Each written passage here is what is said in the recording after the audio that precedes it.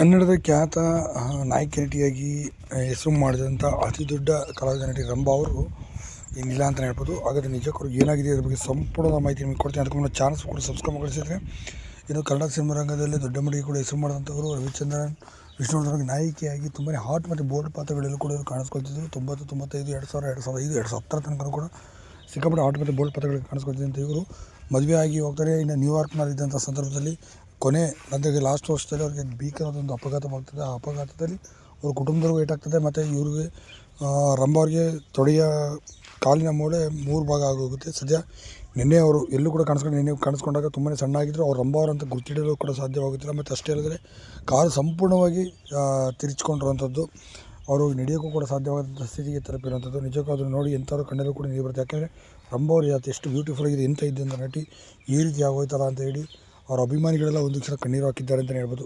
ಆಗ ನೀವೇನಂತೀರಿ ಇದ್ರ ಬಗ್ಗೆ ದಯವಿಟ್ಟು ಕಮೆಂಟ್ ಮಾಡಿ ತಿಳಿಸಿ. ವಿಡಿಯೋ ಲೈಕ್ ಮಾಡಿ.